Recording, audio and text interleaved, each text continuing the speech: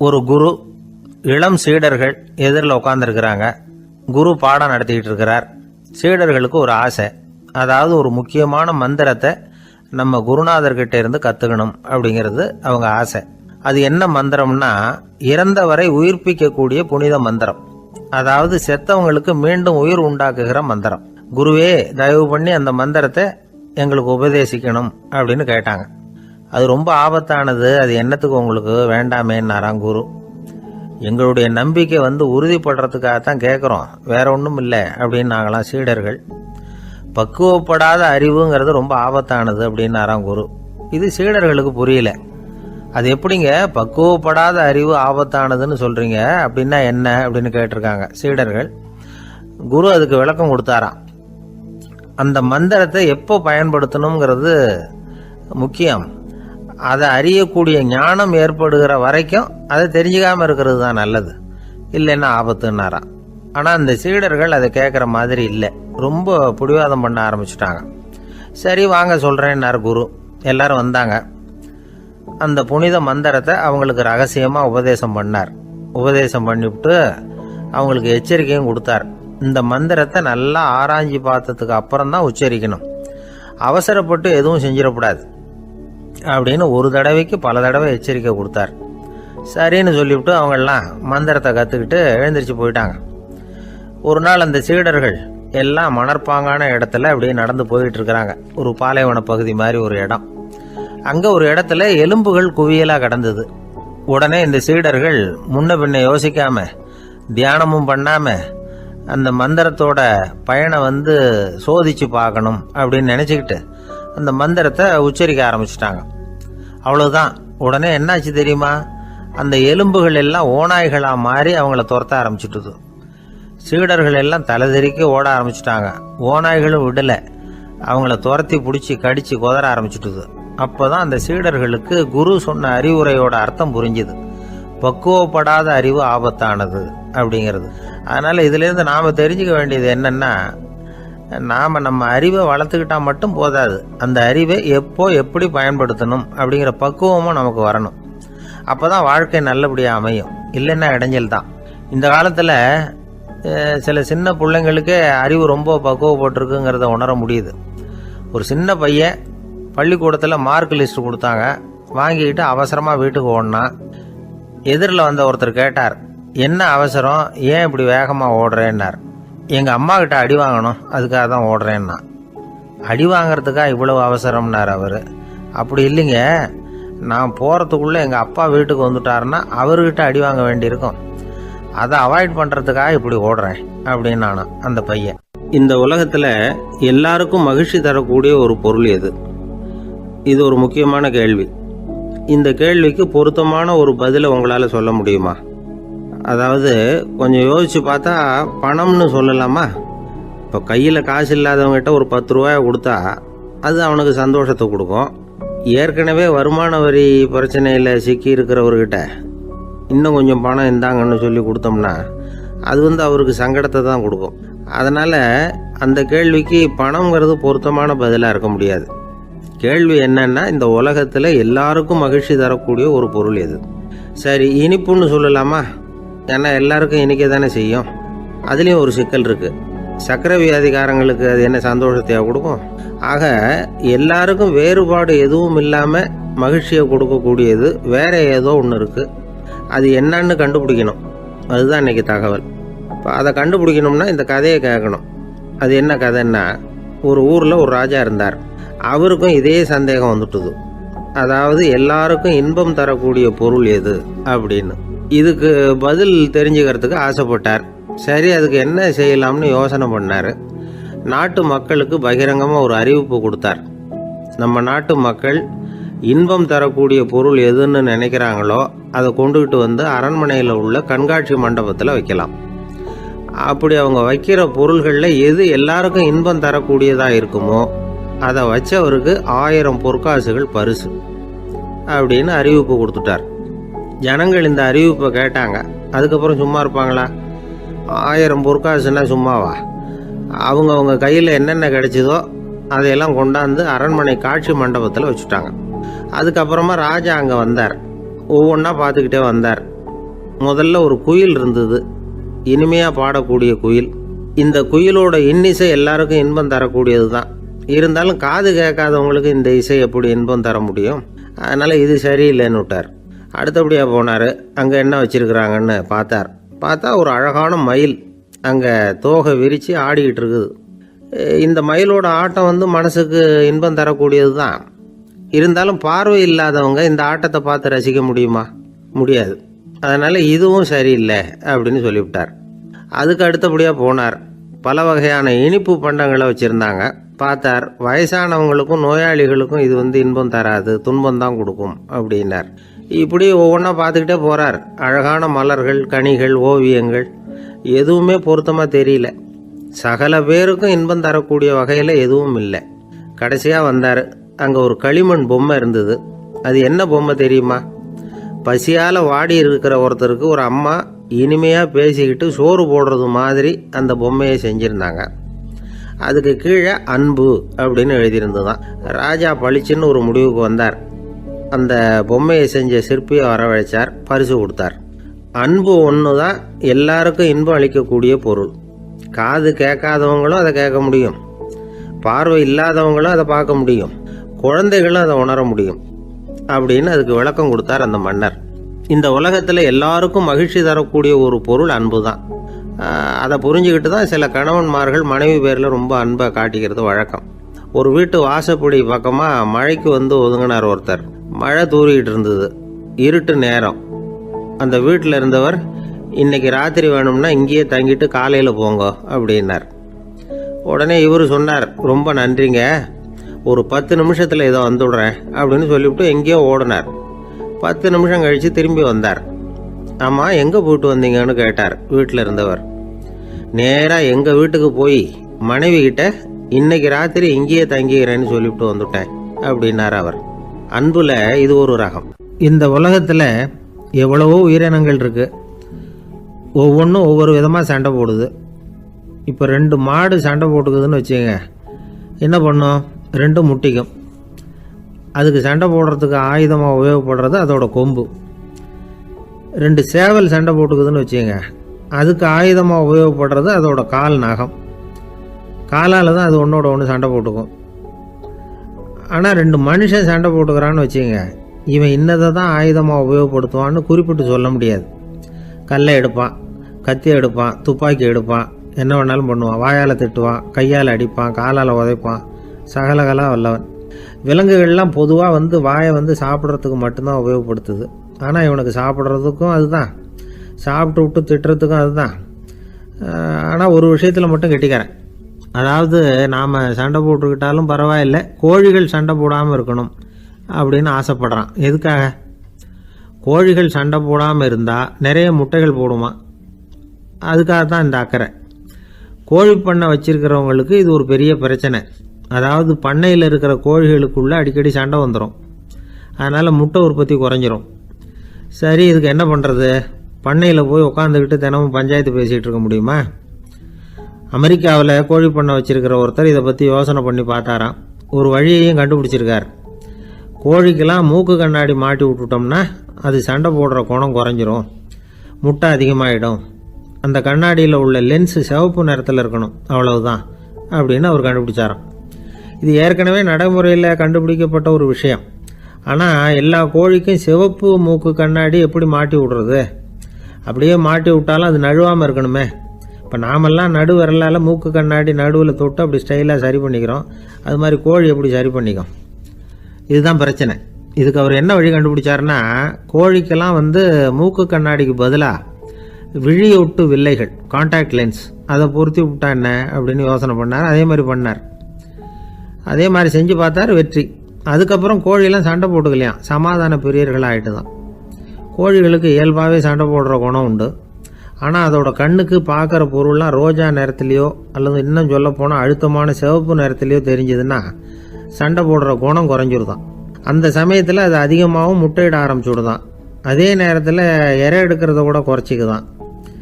இது ஏன் இப்படி பண்ணுதுங்கிறது விஞ்ஞானிகளுக்கு இன்னமும் புரியலையா. எப்படியோ அமெரிக்க கோழிகள்லாம் கான்டாக்ட் லென்ஸ் பொருத்திக்க ஆரம்பித்தாச்சு. கோழி கழுத்தை பிடிச்சிக்கிட்டு ஒரு சில வினாடிகளில் அதை பொருத்தி போடுறாங்களாம். கோழியோட ஆயுள் பூரா அது அப்படியே இருக்குமா. பண்ணையில் முட்டை உற்பத்தி குறைஞ்சா இது மாதிரி விஞ்ஞானபூர்வமாக பரிகாரம் தேடுறது தான் நல்லது. நமக்கு வேண்டியப்பட்ட ஒருத்தர் அவர் ஒரு கோழி பண்ணை வச்சுருந்தார். அந்த பண்ணையில் பாதி கோழி திடீர்னு செத்து போச்சு. உடனே ஒரு கால்நடை மருத்துவர்கிட்ட போக வேண்டியது தானே. அங்கே போகல. உள்ளூரில் மந்திரம் பண்ணிகிட்டு இருந்த ஒரு சாமியார்கிட்ட போனார். அவர் காலில் விழுந்தார். சாமி, என் பண்ணையில் பாதி கோழி செத்து போட்டுதுன்னார். சாமியார் யோசனை பண்ணார். சரி, பண்ணையில் வாசப்படி கிழக்கு பக்கமாக வச்சுருக்கியா மேற்கு பக்கமாக வச்சுருக்கியான்னு கேட்டார். கிழக்கு பக்கமாக இருக்குன்னார் அவர். அதுதான் தப்பு, மேற்கு பக்கமாக அதை மாற்று சரியாக போடும்னாராம். அதே போல் இவர் போய் மாற்றிவிட்டார்.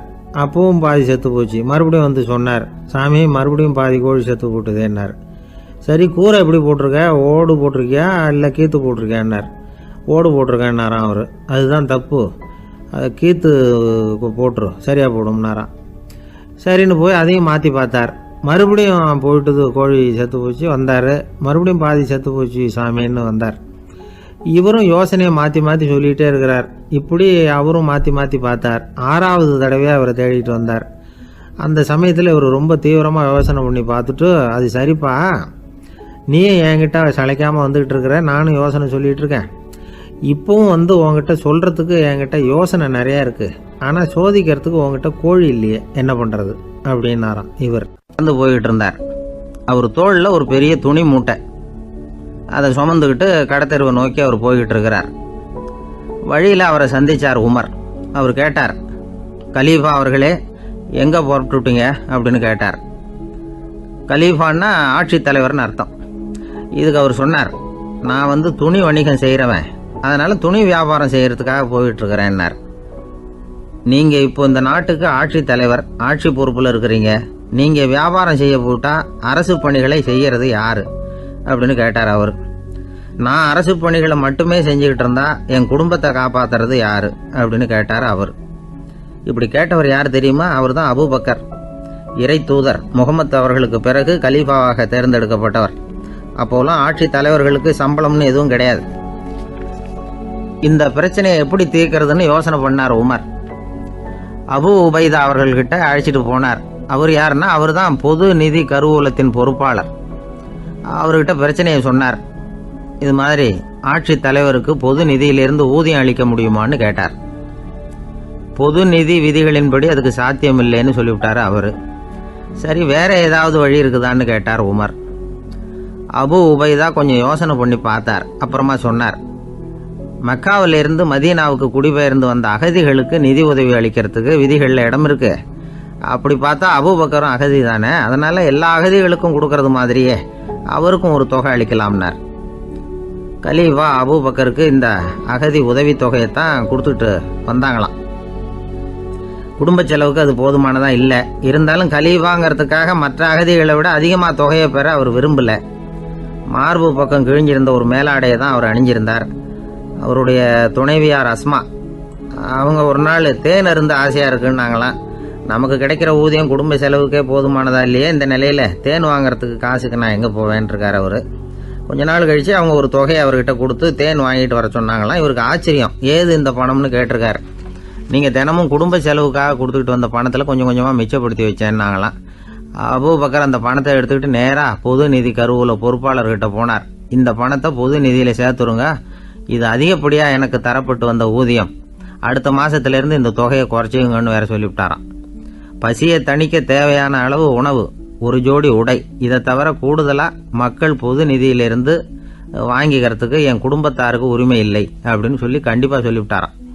அவர் வாங்கிட்டு வந்த இந்த குறைந்த ஊதியம் கூட அவர் மனசை உறுத்திக்கிட்டே இருந்தது. கடைசி நேரம் அவர் தம்முடைய மகள் ஆயிஷா அவர்களை அழைச்சார். மகளே, இதுவரைக்கும் பொது நிதியிலிருந்து நான் வாங்கிட்டு வந்த தொகை என்னுடைய இதயத்தில் பாரமாக அழுத்திக்கிட்டு இருக்கு. என் தோட்டத்தை விற்று அதில் வர்ற பணத்திலிருந்து நான் இதுவரைக்கும் வாங்கிட்டு வந்த ஊதிய தொகையை கணக்கு போட்டு பொது நிதியில் சேர்த்துடு அப்படின்னாராம். பதவி ஏற்கிறதுக்கு முன்னாடி தன்கிட்ட இருந்ததை விட இப்போ கூடுதலாக என்ன சொத்து இருக்குன்னு பார்த்துருக்கார். ஒரு ஒட்டகம், ஒரு கோப்பை, ஒரு பணியாள். இதையும் அடுத்தபடியாக கலீஃபாவா வர்றவர்கிட்ட ஒப்படைச்சிருங்க அப்படின்னு விட்டாராம். அதே மாதிரி அடுத்து வந்த உமர்கிட்ட ஒப்படைச்சாங்க. அப்போ உமர் சொன்னாராம், அபூபக்கரே, இந்த முன்மாதிரியால் உங்களுக்கு பிறகு இந்த ஆட்சி பொறுப்பை ஏற்கிறவர்களை பெரும் நெருக்கடிக்கு ஆளாகி விட்டீங்க அப்படின்னு சொல்லி ரொம்ப கண் கலங்கினாராம். கடைசியாக அபூபக்கர் தன்னுடைய குடும்பத்தாருக்கு விட்டு சென்ற சொத்து ஒரு படுக்கை விரிப்பு, ஒரு போர்வை, அவ்வளவுதான். இது சிந்திக்க வேண்டிய ஒரு செய்தி. ஒரு ஊரில் ஒரு மன்னர் இருந்தாராம். அமைச்சர் அவர்கிட்ட சொன்னாராம், மன்னா, நம்ம ராஜ்யத்தில் இனிமே லஞ்ச ஊழலே இருக்காதுன்னாராம். ஆஹா, அப்படின்னா ஊழல் பேர் வழிகளையெல்லாம் நாடு கடத்தியாச்சா அப்படின்னு கேட்டிருக்காரு மன்னர். இதுக்கு அவர், அப்படி இல்லைங்க, இனிமே கொடுக்கறதுக்கு ஜனங்கள்கிட்ட பணமே இல்லை அப்படின்னாராம். ஒரு நண்பர் இருக்கார். எப்போ பார்த்தாலும் கையில் ஒரு புத்தகம் இருக்கும். புத்தகம் இல்லாமல் எங்கேயும் புறப்பட மாட்டார். எதுக்காக இப்படி எடுத்துகிட்டு போகிறீங்க அப்படின்னு கேட்டால், எனக்கு இது ஒரு நல்ல நண்பன் மாதிரி, இந்த காலத்தில் எங்கே போனாலும் காத்திருக்க வேண்டியிருக்கு, அது மாதிரி சமயத்தில் நான் நண்பன் கூட பேசிக்கிட்டு இருப்பேன் அப்படிம்பாரான். ஒருத்தர் ஒரு பெரிய அரச பதவியில் இருந்தார். அவர் பதவியிலேருந்து இறங்க வேண்டிய சூழ்நிலை. அரசு கொடுத்துருந்த வீட்டை விட்டுட்டு வெளியில் வர்றார். வரும்பொழுது 2 கையிலையும் 2 பெட்டியை எடுத்துகிட்டு வந்தாராம். சார், உங்களுடைய உடைமைகள் அப்படின்னு கேட்குறாங்க அங்கே இருந்த ஊழியர்கள். இவர் தன்னுடைய கையில் இருக்கிற பெட்டியை காட்டி, இதுதான் என்னுடைய சொத்து அப்படின்னாராம். ஒரு பெட்டியில் அவருடைய உடைகள், இன்னொரு பெட்டியில் அவர் விரும்பி படிக்கிற புத்தகங்கள், அவ்வளவுதான். இதுதான் இருந்துதான். புத்தகம் படிக்கிறது மனசுக்கு நல்லதுங்கிறது நமக்கு தெரியும். புத்தக வாசிப்பு உடம்புக்கும் நல்லதுங்கிறாங்க. அது நமக்கு ஆச்சரியமாக தான் இருக்குது. ஒரு நபர் ஒரு வருஷத்தில் சராசரியாக 2000 பக்கங்களை படிச்சிருக்கணுமா, யுனெஸ்கோ பரிந்துரை. ஆனால் நம்ம நாட்டில் நாம் சராசரியாக படிக்கிறது 32 பக்கங்கள், அவ்வளவுதான். இவ்வளவுக்கு நம்ம நாட்டில் 6000த்துக்கும் மேற்பட்ட நாளேடுகள், 2000த்துக்கும் மேற்பட்ட இதழ்கள், மலர்கள், இவ்வளவு இருந்தும் சரியாக வரல. இந்த உலகத்தில் முதல் நூலகம் எங்கே எப்போ ஆரம்பமாச்சு தெரியுமா? கிமு 2500ஆம் ஆண்டில் அது ஆரம்பமாயிருக்குது. பாபிலோனியாவில் அமில் அணு அப்படிங்கிற அரசன் தான் நூலகத்தை உருவாக்கி இருக்கிறான். அப்போல்லாம் தாள் கிடையாது, களிமண் தான். களிமண் பலகைகளில் எழுதி அதை தொகுத்து அப்படியே நூலாக்கி அதை நூலகத்தில் வச்சுருப்பாங்களாம். அரசருடைய நூலகத்தில் 1000த்துக்கும் மேற்பட்ட நூல்கள் இருந்ததாக வரலாற்று குறிப்பு இருக்குது. அது மட்டும் இல்லை, அந்த நூலகத்தில் பொருள் வாரியாக, அதாவது சப்ஜெக்ட் வாரியாக புத்தகங்களை வகைப்படுத்தி வச்சுருந்தாங்களாம். அதில் மிச்சம் இருந்த ஒரு 25 களிமண் பலகை புத்தகங்கள் இன்றைக்கும் பிரிட்டிஷ் அருங்காட்சியகத்தில் இருக்குதான். அச்சு, தாள் இதெல்லாம் ஏற்பட்டதுக்கு அப்புறம் அமைக்கப்பட்டது தான் பிரான்சில் இருக்கக்கூடிய பாரிஸ் நூலகம்.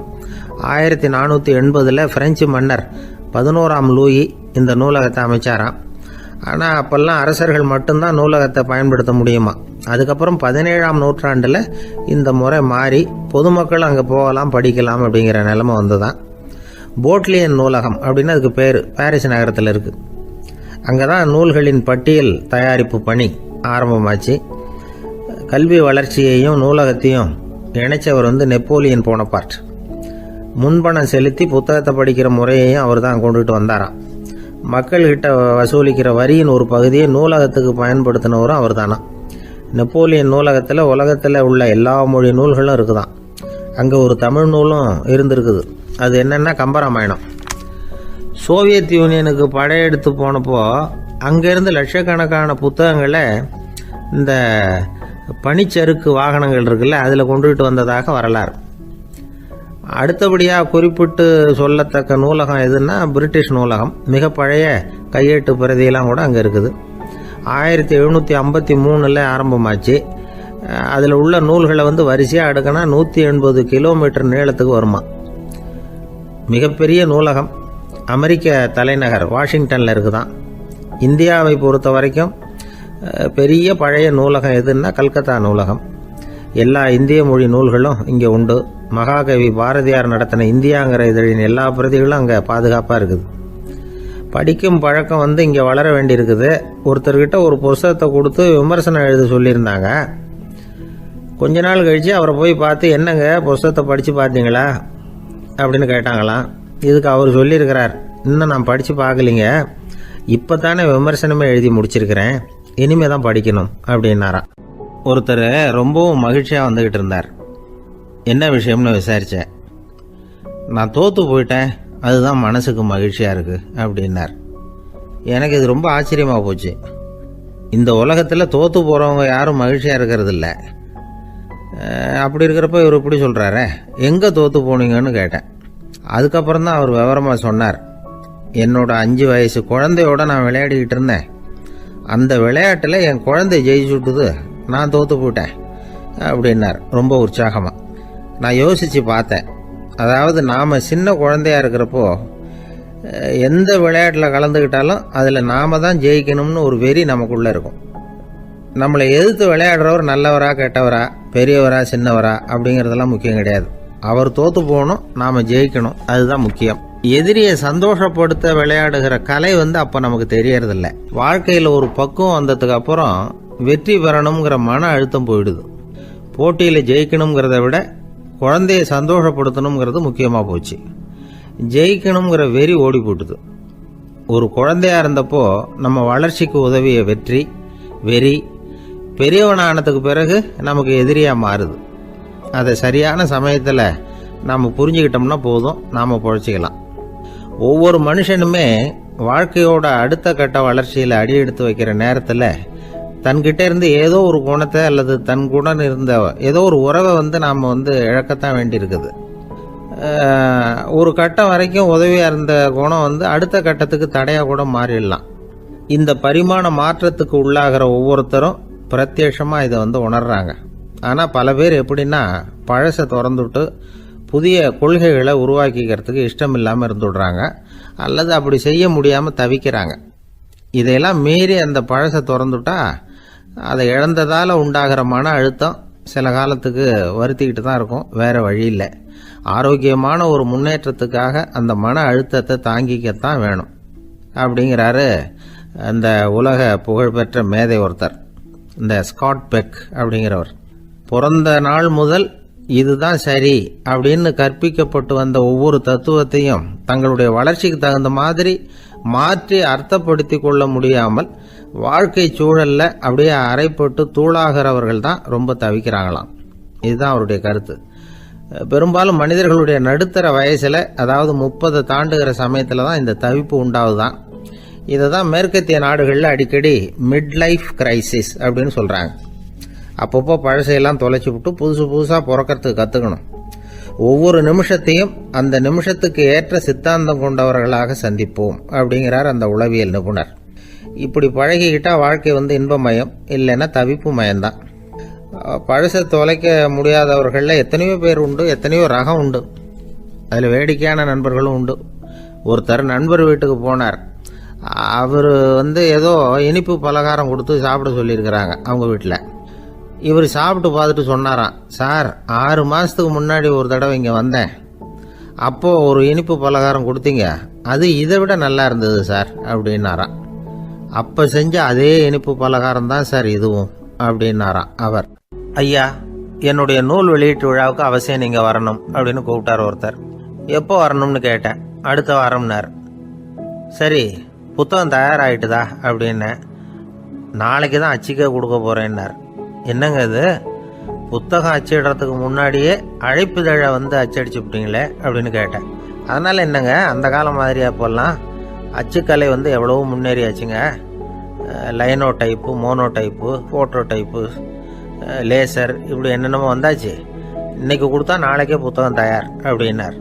இப்படி இந்த அளவுக்கு முன்னேறி இருக்கிற இந்த அச்சுக்கலை ஆரம்பத்தில் எப்படி இருந்தது தெரியுமா? அந்த காலத்தில் காகிதம்னா என்னன்னே தெரியாது. அப்படி ஒன்று கண்டுபிடிக்கப்படவே இல்லை. அப்போல்லாம் எதையாவது ஒன்று எழுதணும்னா அதுக்கு ஆட்டு தோலை தான் பயன்படுத்தி இருக்கிறாங்க. கண்ணுக்குட்டி தோல் கூட அதுக்கு உபயோகப்பட்டு தான். ஐரோப்பாவில் இருந்த பாதிரியார்கள் தோலில் எழுதப்பட்ட புத்தகத்தை தயாரிக்கிறதுல ரொம்ப கெட்டிக்காரங்களாம். எகிப்து, அப்புறம் மத்திய தரைக்கடல் ஓரத்தில் உள்ள நாடுகள், இங்கெல்லாம் தோல் தான் எழுதுபொருளாக பயன்பட்டு வந்திருக்குது. ஆனால் நம்ம நாட்டில் ஓலைச்சுவடிகளை எழுத்துக்கு பயன்படுத்தி இருக்கிறாங்க. எழுதுறதுக்கு தோலை பயன்படுத்தினவங்க பிறகு பேப்பரைஸ் அப்படிங்கிற கோரை புல்லை அதுக்கு பயன்படுத்தினாங்களாம். இதெல்லாம் அப்படி கொஞ்சம் கொஞ்சமாக கண்டுபிடிச்சிட்டு வந்திருக்கிறாங்க. அந்த புல்லை கச்சிதமாக நறுக்க வேண்டியது, நல்லா பதப்படுத்த வேண்டியது, அதுக்கப்புறம் அதில் எழுத வேண்டியது, அவ்வளவுதான். பேப்பருங்கிற சொல்லே இந்த பேப்பைரஸ் அப்படிங்கிறதுலேருந்து வந்தது தான். அதுக்கப்புறம் தான் காகிதம் வந்தது. இதை முதல்ல சீன நாட்டில் தான் கண்டுபிடிச்சாங்க. அது வந்த பிறகு அச்சு எந்திரம் கண்டுபிடிக்க வேண்டிய அவசியம் ஏற்பட்டது. அதை கண்டுபிடிச்சவர் ஜெர்மானிய அறிவியல் அறிஞர் ஜான் கூட்டன்பர்க். அச்சுக்கலைக்கு அடித்தளம் அமைச்சவர் அவர் தான். ஜெர்மனியில் மெயின்ஸ் அப்படிங்கிற ஊரில் 1399 பிறந்தார். அவரோட மாமன் ஒருத்தர் உலோக வேலையில் வல்லவர். அவர்கிட்ட அந்த வேலையை கற்றுக்கிட்டார். அதோட வைர கற்களை வந்து பட்டை தீட்டுறதுலையும் ரொம்ப தேர்ச்சி பெற்றிருந்தார். இளம் வயசுலேயே சும்மா இருக்க மாட்டாராம். எதை செஞ்சாலும் அதை திறமையாக செய்வாராம். அவர் தான் முதல்ல மர அச்சு எழுத்துக்களை உருவாக்கினார். அது மேலே மை தடவி பிரதிகள் எடுத்தார். அதுக்கப்புறம் உலோக எழுத்துக்கள், முதல்ல காரியம், அப்புறம் இரும்பு, அப்புறம் கலப்பு உலோகம், பிறகு அச்சடிக்கிறதுக்கு எந்திரம் ஒன்றையும் உருவாக்கினார். முதல்ல பைபிள் அச்சடித்தார். 1468 அவர் இறந்து போனார். 16ஆம் நூற்றாண்டில் மேலை நாடுகளிலிருந்து மர எழுத்துக்களை கொண்டுகிட்டு வந்து தமிழ்நாட்டில் கிறிஸ்தவ நூல்களை அச்சிட்டாங்க. அப்போல்லாம் வந்து அச்சகங்கள் வந்து போதிய அளவுக்கு இங்கே இல்லை. அதுக்கு என்ன காரணம்னா, இந்தியர்கள் வந்து அச்சகங்களை நடத்தக்கூடாது அப்படின்னு சட்டம். 1835 வரைக்கும் அந்த சட்டம் வந்து நடைமுறையில் இருந்தது. இந்த நிலைமையில் அங்கேயும் இங்கேயுமா 1-2 அச்சகங்கள் ஆரம்பமாச்சு. 1713 தரங்கம்பாடியில் லூத்தரன் மிஷன் அச்சகம், அதே ஆண்டில் சென்னையில் SPCK அச்சகம். இது ரெண்டும் தான் இந்தியாவில் முதல்ல தொடங்கப்பட்ட அச்சகங்கள். ஆட்டுத்தோல்லையும் ஓலைச்சுவடியிலையும் எழுதப்பட்ட எழுத்துக்கள் இன்னைக்கு எங்கேயோ போயிட்டுது. ஆனால் நம்ம ஊரில் எழுத்தாளர்கள் நிலைமை தான் ஒன்றும் சொல்லிக்கிறது மாதிரி இல்லை. நம்ம ஆள் ஒருத்தர் சொன்னார், சார் நான் சொந்தத்தில் ஒரு அச்சாபீஸ் வச்சுருந்தேன், இப்போவும் வச்சுருக்கிறேன். அதனால் என்னுடைய படைப்புகளை புத்தகமாக வெளியிடுறதுல எனக்கு ஒன்றும் கஷ்டம் இல்லை. வருஷத்துக்கு ஒரு புத்தகம் எழுதி வெளியிட்டுருவேன். 15 வருஷமாக இலக்கிய உலகத்துக்கு இப்படி சேவை செஞ்சுக்கிட்டு வர்றேன். ஆனால் இந்த வருஷம்தான் வாசகர்கள் வந்து எனக்கு பாராட்டு விழா நடத்தி இருக்கிறாங்க அப்படின்னார். இந்த வருஷம் அப்படி என்ன விசேஷம் அப்படின்னு கேட்டோம். இந்த வருஷம்தான் நான் எந்த புத்தகம் எழுதி வெளியிடாமல் இருந்தேன், அதுக்காகத்தான் எனக்கு இந்த பாராட்டு விழா அப்படின்னார். ஊருக்கு வெளியில் அமைதியான ஒரு இடம், அங்கே ஒரு ஆசிரமம், அங்கே ஒரு சாமியார். அவர் தினமும் நல்ல போதனைகள்லாம் செய்வார். பல பேர் போய் அங்கேயே சில நாள் தங்கி இருந்து அவர் சொல்கிற அறிவுரைகளை எல்லாம் கேட்டுக்கிட்டு வர்றது வழக்கம். ஒரு தடவை அவரை பார்த்துட்டு போகிறதுக்காக 3 வெளியூர் தம்பதிகள் வந்தாங்களாம். அந்த மடத்திலேயே சாப்பிட்டுக்கிட்டு தங்கி இருந்து அவங்களுடைய போதனைகளை கேட்டுக்கிட்டு போகணுங்கிறது அவங்க நோக்கம். காலையில் குளிச்சுட்டு பூஜையில் உட்காந்தார் அந்த சுவாமி. இவங்களும் குளிச்சுட்டு அந்த பூஜையை பார்க்கறதுக்காக அவர் முன்னாடி வந்து உட்காந்தாங்க. பூஜை ஆரம்பமாச்சு. சம்பிரதாயப்படி அது ரொம்ப நேரம் நடந்துக்கிட்டே இருக்குது. இவங்களுக்கு நல்ல பசி இருந்தாலும் இந்த நேரத்தில் அதை எப்படி வெளியில் காட்டிக்கிறது? பேசாமல் இருந்தாங்க. அந்த சுவாமி பூஜையை முடித்தார். அதுக்கப்புறம் பேச ஆரம்பித்தார். பேச்சு அருமையாக தான் இருந்தது, அமிர்தமாக தான் இருந்தது. இருந்தாலும் இவங்களுக்கு இருக்கிற வயிற்று பசி அது சரியாக கவனிக்க விடலை. அந்த சுவாமியே இதை கவனிச்சதா தெரியல.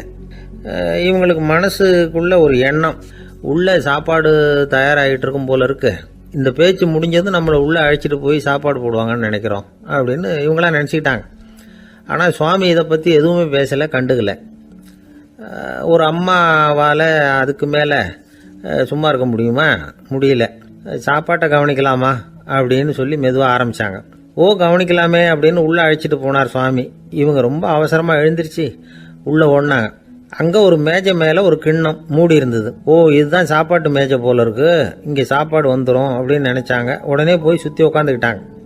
சுவாமி அந்த கிண்ணத்தை எடுத்து அந்த அம்மா கிட்ட கொடுத்தார். அவங்க அதை வாங்கி மூடியை திறந்து பார்க்குறாங்க. உள்ளே ஒரு சாவி இருக்குது. ஓ சரிதான், இது சமையலறை சாவி போல இருக்கு, அங்கே போய் அதை திறந்து சாப்பாட்டை நாமே எடுத்துக்கிட்டு வந்து இங்கே வச்சுக்கிட்டு சாப்பிடணும் போல இருக்கு அப்படின்னு நினச்சாங்க. சாவி இருக்கு இல்லையா, வாங்க பூட்டு நிறையா காட்டுறேன் அப்படின்னு சுவாமி அவங்கள அழைச்சிட்டு போனார், காட்டினார். இவங்க அந்த அறையை ரொம்ப ஆவலோடு திறந்தாங்க. உள்ளே பார்த்தா அங்கே அரிசி, பருப்பு, விதவிதமான காய்கறி எல்லாம் இருக்குது. சமையலுக்கு வேண்டிய மிளகாய், எண்ணெய், பால், தயிர், நெய் இப்படி எல்லாமே இருக்குது. அடுப்பு, விறகு, நெருப்பு போட்டி அது கூட அங்கே இருக்குது. சாப்பாடு தயாராக இருக்கும்னு நினச்சிக்கிட்டு போனால் இப்படி இருக்குதே அப்படின்னு சொல்லி அதை பார்த்ததும் ரொம்ப சோர்ந்து போட்டாங்க அவங்க. சுவாமி என்ன இது சாப்பாடு இல்லையா அப்படின்னாங்க. அதுதான் சாப்பாட்டுக்கு வேண்டிய எல்லாம் இங்கே இருக்குதே, அடுப்பு மூட்டி நீங்கள் தான் அவங்கவுங்க ருசிக்கு தகுந்த மாதிரி சமைச்சிக்கணும், இந்த சன்னியாசிக்கு எப்படி சமைக்க தெரியும் அப்படின்னு கேட்டார் சுவாமி. சாப்பாடு தயாராக இருக்கும்னு நாங்கள் எதிர்பார்த்தோம் அப்படின்னாங்க. நீங்கள் இப்படி சொல்லுவீங்கன்னு நானும் எதிர்பார்த்தேன். இது வரைக்கும் நான் எவ்வளவோ தத்துவம்லாம் எடுத்து சொன்னேன். எல்லாத்தையும் விட இதுதான் அனுபவபூர்வமான தத்துவம். ஆண்டவன் நமக்கு நல்ல மனசை கொடுத்துருக்குறான், நல்ல வாய்ப்புகளையும் தந்திருக்கிறான், அதையெல்லாம் பயன்படுத்திக்கக்கூடிய மூளையையும் சிந்தனையையும் கொடுத்துருக்குறான். அதனால் அடுப்பை தான் நீங்கள் மூட்டணும், அடுப்பு நீங்கள் தான் மூட்டணும், உங்களுக்கு உகந்ததை நீங்கள் தான் சமைச்சு ருசித்து அனுபவிக்கணும். ஆண்டவனே அதை செஞ்சுக்கிட்டு இருக்க மாட்டான் அப்படின்னாரான் அந்த சுவாமி.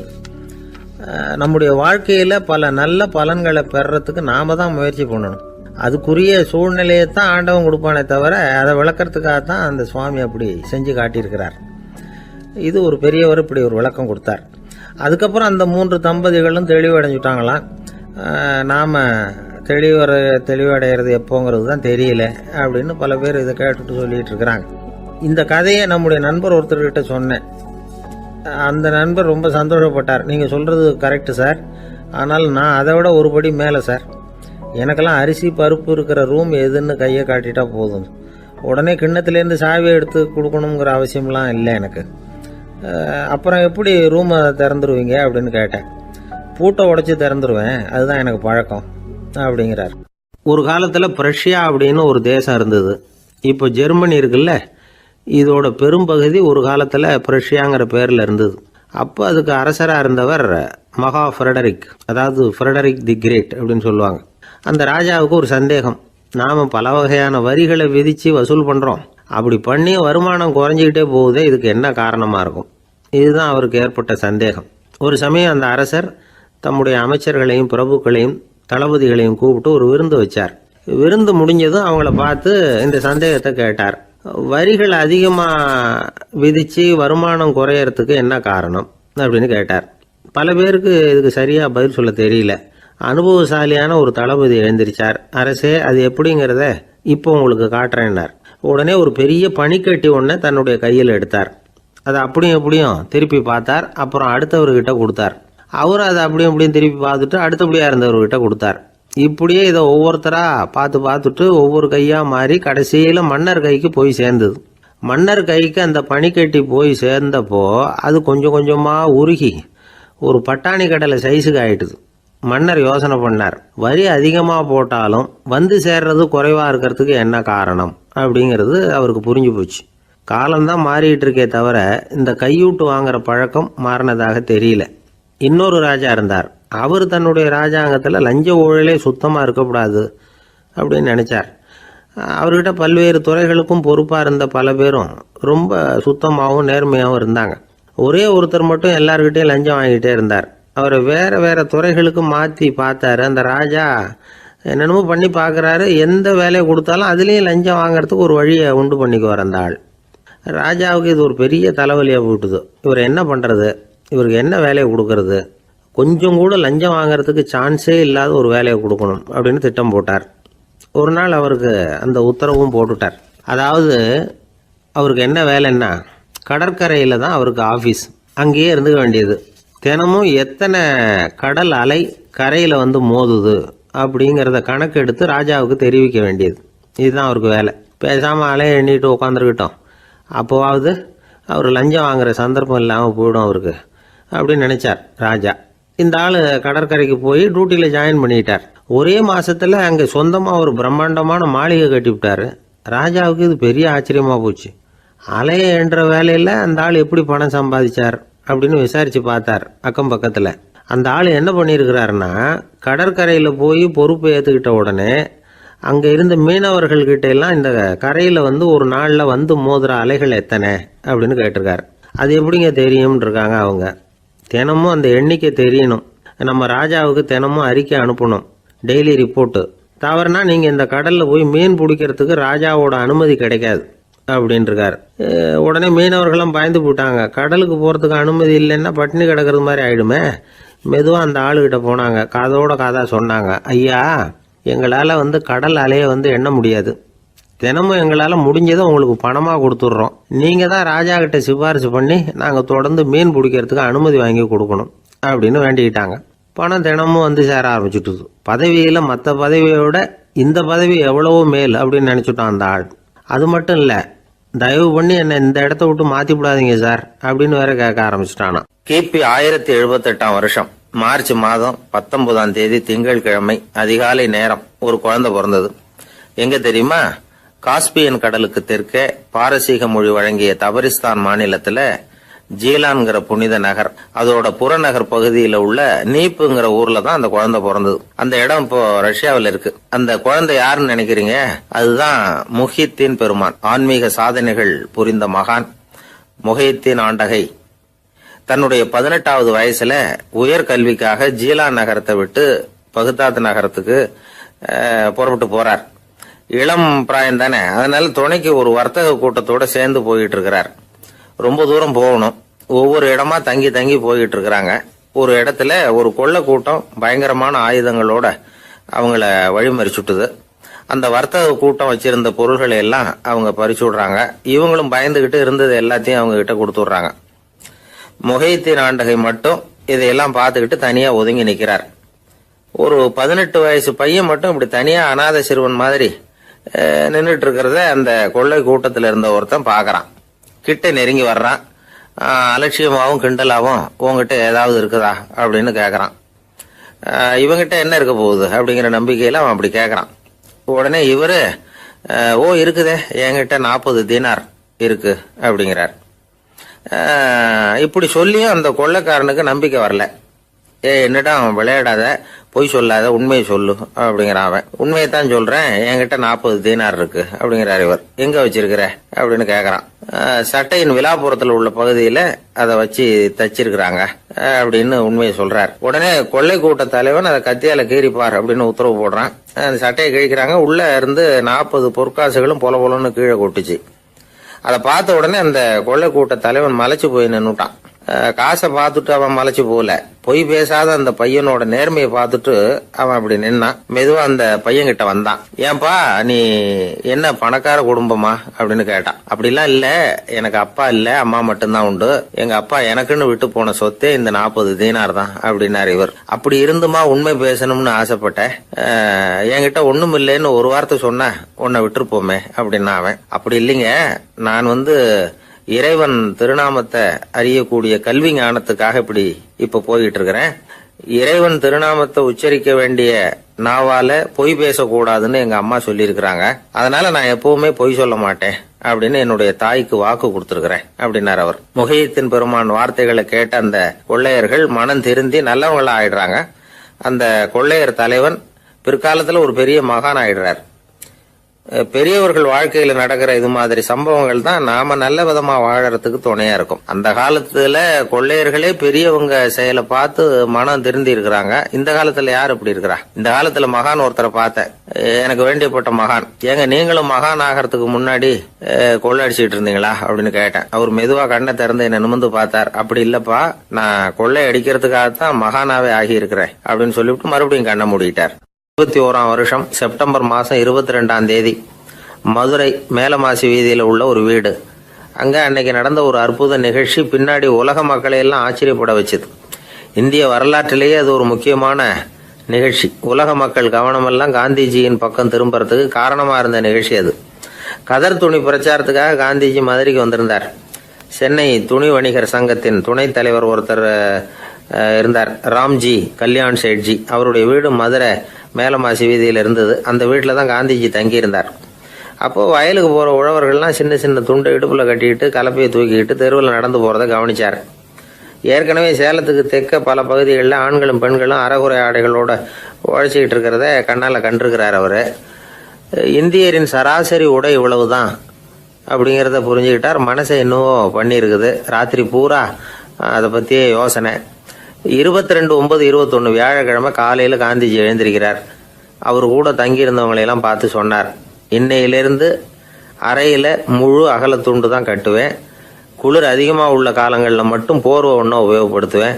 மற்றபடி மேலங்கியோ குல்லாவோ எதுவும் போட்டுக்க மாட்டேன். தற்காலிகமாக இந்த ஏற்பாட்டை 1 மாசத்துக்கு ஏற்றுக்குவேன். அதுக்கு பிறகு உசிதம் போல எண்ணி பார்த்து முடிவு பண்ணுவேன் அப்படின்னார். அவருடைய குரல் உறுதியாக இருந்துதான். உடனே செயலில் இறங்கினார். தம்முடைய 10 முழ வேட்டி, மேலங்கி, உள் சட்டை, குல்லா எல்லாத்தையும் களைஞ்சார். வேட்டியிலிருந்து ஒரு 4 முழ துணியை எடுத்துக்கிட்டார். இதுக்கு உதவி செஞ்சவர் அன்னைக்கு விருதுநகரில் பிரபல தொண்டராக இருந்த பழனிக்குமார பிள்ளை. வெட்டி எடுத்த துண்டை நீள வாக்கில் ரெட்டையாக மடித்தார். அதை இடுப்பில் துண்டு மாதிரி கட்டிக்கிட்டார். தலையில் சின்ன உச்சி குடுமி, அறையில் சின்ன துண்டு. அண்ணல் காந்தி ஆண்டி கோலத்தில் காட்சி அளிக்கிறார். கூட இருந்தவங்களை பார்த்து காரைக்குடிக்கு புறப்படலாமே அப்படின்னார். அவர் நண்பர்களும் சீடர்களும் திகைச்சு போய் நிற்கிறாங்க. இந்த விரதம் நிரந்தரமாக ஆயிடுமோங்கிற பயம் அவங்களுக்கு. எப்படியோ இந்த விவரம் ராஜாஜிக்கும் அன்னைக்கு பிரபலமாக விளங்கின தேசபக்தர் டாக்டர் TSS ராஜனுக்கும் எட்டுச்சு. உடனே 2 பேரும் ஓடி வந்தாங்க. வேண்டாமே இந்த கோலம் அப்படின்னாங்க. காந்திஜி தன்னுடைய முடிவில் உறுதியாக இருந்தார். ராஜாஜி என்னென்னமோ வாதமெல்லாம் பண்ணி பார்த்தார்.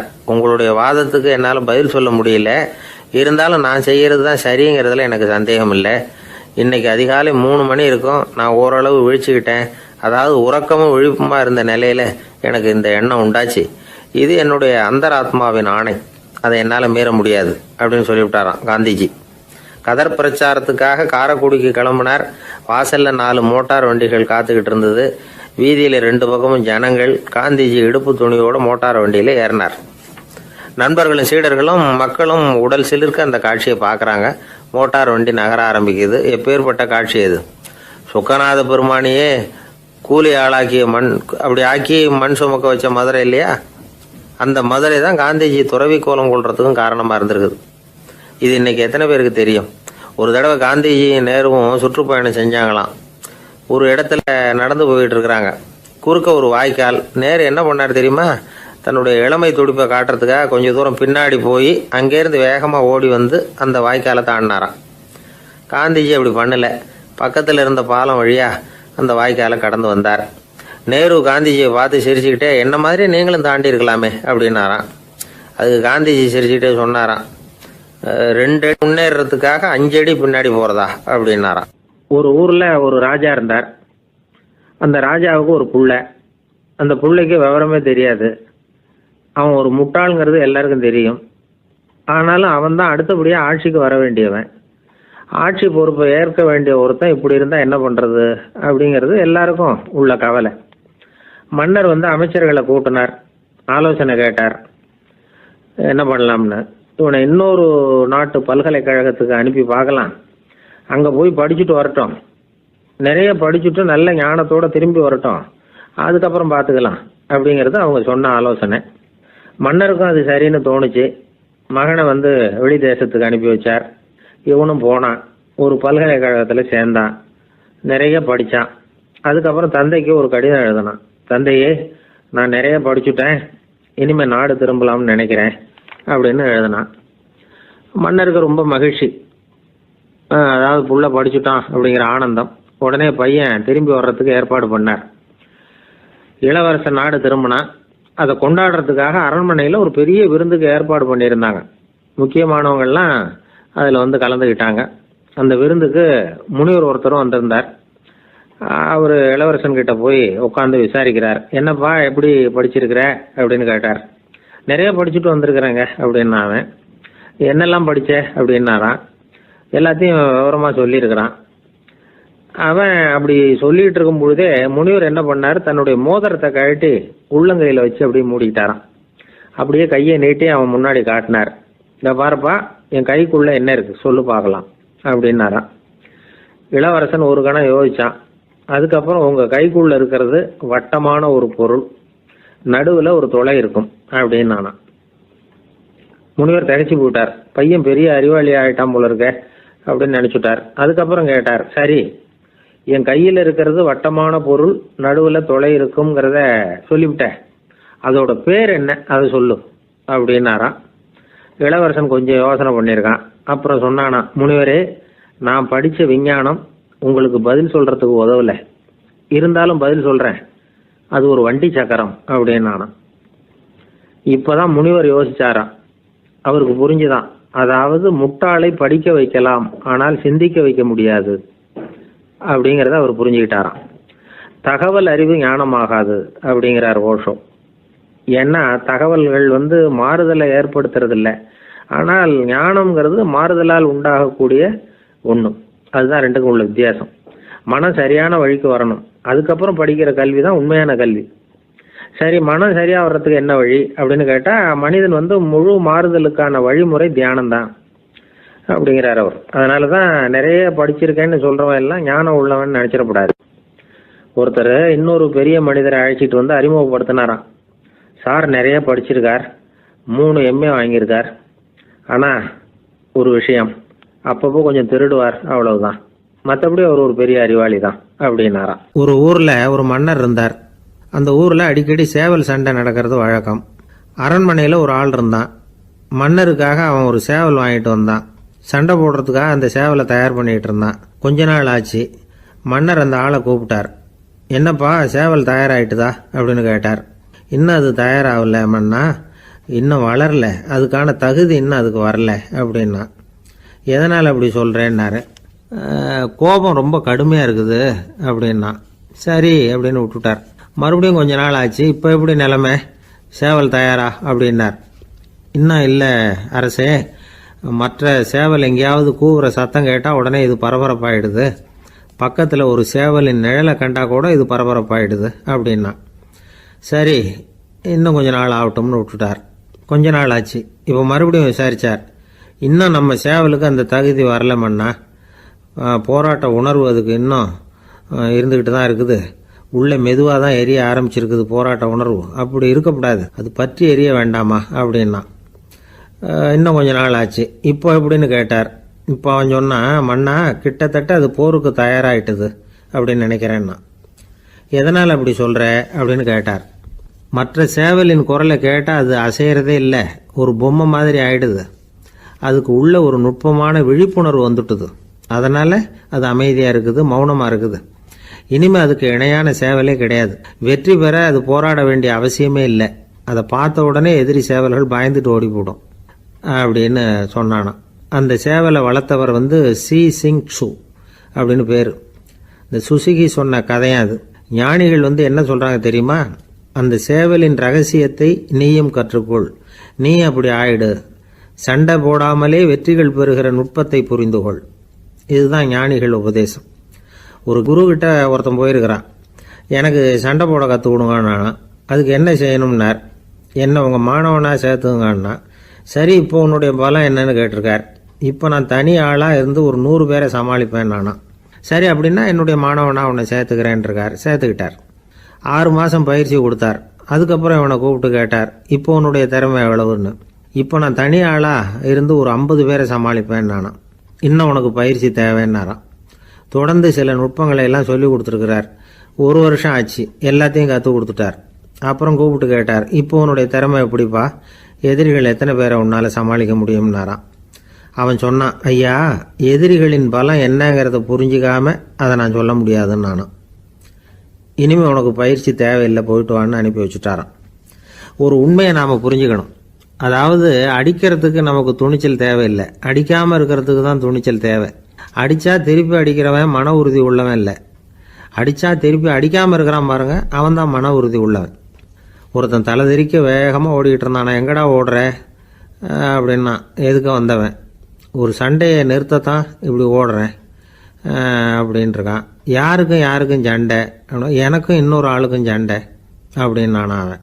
எது ரொம்பவும் கஷ்டமான காரியம் அப்படின்னு கேட்டார் ஒருத்தர். ஒருத்தருக்கு ஒருத்தர் சண்டை போடாமல் இருக்கிறது தான் ரொம்ப கஷ்டமான காரியம் அப்படின்னு தோணுது. ஒரு நாட்டுக்கும் இன்னொரு நாட்டுக்கும் சண்டை, நாட்டுக்குள்ளேயே ஒரு குரூப்புக்கும் இன்னொரு குரூப்புக்கும் சண்டை. ஏன் சண்டை போட்டுக்கிறீங்கன்னு கேட்டு பாருங்கள். நாங்கள் சமாதானத்துக்காக தான் சண்டை போட்டுக்கிறோம் அப்படிம்பாங்க. வாழறதுக்காக பிறந்த மனுஷன் லட்சியத்துக்காக உயிரை விட தயார் அப்படின்னு சொல்லிகிட்டு இருப்பான். அப்படி உயிரை விடுறவங்கள நாமளும் பாராட்டுவோம். ஆனால் ஒன்றுமில்லாத விஷயங்களுக்கெல்லாம் சண்டை போடுறவங்களெல்லாம், அப்படிப்பட்டவங்களையும் சரி உயிரை விடுறவங்களையும் சரி என்னென்னு சொல்கிறது, யுத்தங்களாலேயும் சண்டைகளாலேயும் நாம் அடையிறது என்னங்கிறது ஒரு பக்கம் இருக்கட்டும், இழக்கிறது என்ன தெரியுமா, ஏராளமான உயிர்கள். ரத்தம் சிந்துறதுக்கு நான் தயார் அப்படின்னு மார்தட்டி சொல்லலாம். ஆனால் ரத்தம் சிந்தினா உயிர் காத்துக்கிட்டு இருக்க தயார் இல்லை. அதாவது உயிர் நமக்காக காத்துக்கிட்டு இருக்க தயார் இல்லை. இழக்கிற ரத்தத்தை ஈடுகட்டினா தான் உயிரை காப்பாற்ற முடியும்.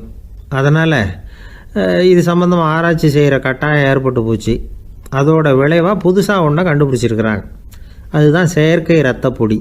இப்போ இந்த திடீர் சாம்பார் பொடி, திடீர் ரசப்பொடி, திடீர் காப்பி பொடி இப்படிலாம் சொல்கிறோம்ல, அது மாதிரி இது திடீர் ரத்த பொடி. இஸ்ரேல் ஒரு சின்ன நாடு, மக்கள் தொகை குறைச்சல், அதோட போர்கள் வேறு. அதனால் காயம்பட்டவங்களை காப்பாற்றியே தீர வேண்டிய கட்டாயம்.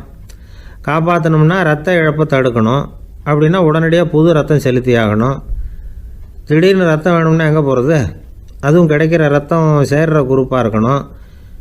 ஒரு வேடிக்கை பார்த்தீங்களா, நான் வேறு குரூப்பு நீ வேறு குரூப்புன்னு இவன் சண்டை போடுறான். இதில் அடிபட்டவனுக்கு ரத்தம் கொடுக்க போனால் அதுலேயும் அது வேறு வேறு குரூப்பாக இருக்குது. அது ரத்தமும் வேறு வேறு குரூப்புன்னு சொல்லிகிட்டு இருக்குது. எந்த குரூப்பு ரத்தம் வேணும், அது உடனடியாக கிடைக்கலன்னா என்ன பண்ணுறது? இப்படிப்பட்ட கஷ்டம்லாம் நமக்கு வந்துடுது. இதுக்காக தான் விஞ்ஞானிகள் இந்த ரத்த பொடியை கண்டுபிடிச்சிருக்கிறாங்க. அதாவது ஒரு ஆள் அடிபட்டு போட்டான்னு வச்சுங்களேன், அவனுக்கு ரத்தம் கிடைக்கல, உடனே என்ன பண்ணலாம்? இந்த சுத்தப்படுத்தப்பட்ட தண்ணீரை கொஞ்சம் எடுத்துக்க வேண்டியது, அதில் இந்த ரத்த பொடியை கரைக்க வேண்டியது. இப்போ இந்த செயற்கை ரத்தம் வந்து தயாராகிட்டுது. இதை அந்த ஆள் உடம்புல ஏற்றி விட்ற வேண்டியது. இயற்கையாக நம்ம உடம்பில் இருக்கிற ரத்தம் என்னென்ன வேலை செய்யுதோ அதே வேலையை இதுவும் செய்யும். அதாவது ஆக்சிஜனை உடம்புல எல்லா இடத்துக்கும் எடுத்துகிட்டு போகுது. அந்த வேலையை இந்த செயற்கை ரத்தமும் செஞ்சுருது. ஆனால் ஒரு விஷயம், இந்த செயற்கை ரத்தம் ஒரு அவசரத்துக்கு தான் உபயோகப்படுத்தலாம், ஒரு முதல் உதவி மாதிரி. அதை அப்படியே நிரந்தரமாக விட்டுற முடியாது. பின்னாடி வந்து தேவையான குரூப்பு உண்மையான ரத்தம் கிடைச்ச உடனே அதை செலுத்திக்கணும். உண்மையான ரத்தத்தை 20லேருந்து 40 நாள் வரைக்கும் தான் பாதுகாக்க முடியும். அதுவும் குளிர்பதன பெட்டியில். அதுக்குள்ளே உபயோகப்படுத்தலைன்னா அது வீணாக போயிடும். இந்த ரத்த பொடி அப்படி இல்லை, எவ்வளோ நாள் வேணும்னாலும் அப்படியே வச்சுருக்கலாம், குளிர்பதன பெட்டியும் தேவையில்லை. ஆனால் ஒன்று, இது தண்ணியில் கலந்து செயற்கை ரத்தமாக ஆக்கிவிட்டா அதோட வலு 72 மணி நேரம் தான், அதாவது 3 நாள். அதுக்குள்ளே அந்த ஆசாமியை எங்கேயாவது ஆஸ்பத்திரிக்கு தூக்கிட்டு போய் உண்மையான ரத்தத்தை கொடுத்துடணும். சண்டையில் அடிபடுறவங்க, சாலை விபத்தில் அடிபடுறவங்க, இவங்களுக்கெல்லாம் அவசரத்துக்கு கை கொடுத்து உதவுறது இந்த செயற்கை ரத்த பொடி. அதுக்கப்புறம் நாம் கொடுக்குற ரத்தம் தான் அவங்கள காப்பாற்றணும்.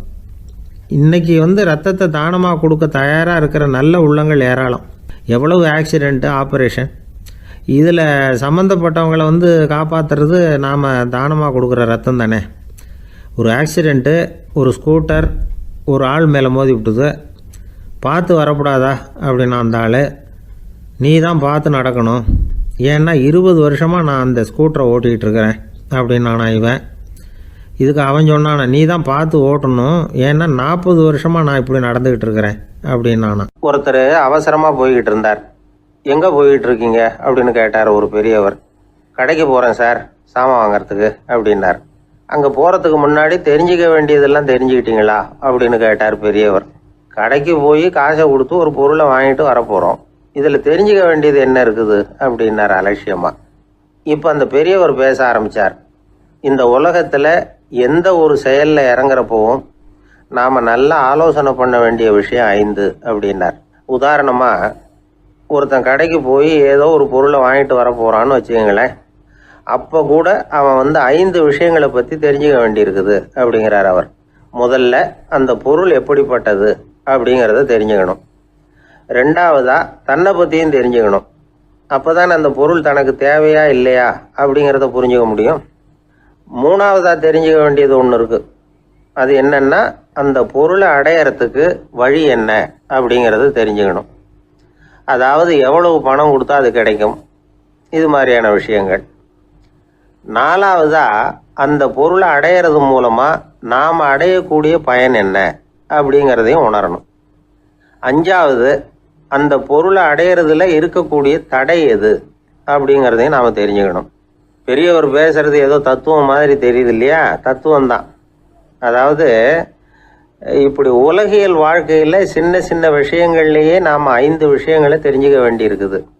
அது ரொம்ப அவசியமாக இருக்குது. பேரின்ப நிலைன்னு சொல்கிறாங்கல்ல, அது மாதிரி பெரிய சமாச்சாரங்கள்லேயும் இந்த 5 விஷயங்களை நாம் தெரிஞ்சுக்க வேண்டியிருக்குது. அதுக்கு பேர் என்னன்னா அர்த்த பஞ்சகம்.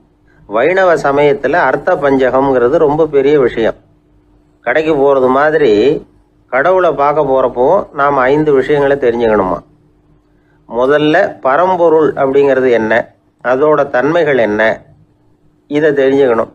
இதுக்கு பேர் என்னன்னா பரமாத்ம ஸ்வரூபம் அப்படின்னு பேர். 2வது, நாம யாரு, நம்மோட தன்மை என்ன அப்படிங்கிறத தெரிஞ்சுக்கணும். நான் யாருன்னு எனக்கே தெரியலங்கிறப்போ இதை நான் சொல்கிறேன்னு இது என்னுடையதுன்னு சொல்கிறது தப்பு தானே. அப்புறம் 3வது விஷயம், பரம்பொருளை நாம் அடையறதுக்கு வழி எது, இதை தெரிஞ்சுக்கணும். இது வந்து உபாய ஸ்வரூபம் அப்படின்னு பேர். 4வது விஷயம், நாம் அடைய வேண்டிய பயன்கள் என்ன அப்படிங்கிறத தெரிஞ்சுக்கிறது.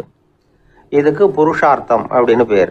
5வது, அந்த பயனை வந்து அடைய விடாமல் தடுக்கிற தடைகள் யாவை அப்படிங்கிறத தெரிஞ்சுக்கிறது. இது வந்து விரோதி ஸ்வரூபம். இதைத்தான் தடையியல் அப்படின்னு சொல்றாங்க. அதாவது பரமாத்மாவை பற்றிய அறிவு, ஜீவாத்மாவை பற்றிய அறிவு, உபாயம் பற்றிய அறிவு, புருஷார்த்தம் பற்றிய அறிவு, இந்த 4 அறிவுக்கும் எதிரடையா, அதாவது அதையெல்லாம் தப்பா புரிஞ்சுக்கிறதால உண்டாகக்கூடிய அறிவு விரோதி ஸ்வரூபம். என்ன இது தகவலில் ஏதாவது கதை சொல்லுவீங்கன்னு பார்த்தா ஏதோ தத்துவம் பேசிக்கிட்டு இருக்கிறீங்களே அப்படின்னு நினைக்கலாம். இதுவும் தெரிஞ்சுக்க வேண்டிய ஒரு பெரிய விஷயந்தான். காதில் போட்டு வச்சா எப்போவாவது உபயோகப்படும். என்னுடைய நண்பர் ஒருத்தர் ஒரு நாள் என்கிட்ட சொன்னார், சார் அடுத்த மாதம் தஞ்சாவூரில் ஒரு கல்யாணம், போகிறதா வேண்டாமா அப்படின்னு ஒரே குழப்பமா இருக்கு அப்படின்னார். நான் உடனே இந்த அர்த்த பஞ்சக உபதேசம் பண்ண ஆரம்பித்தேன்.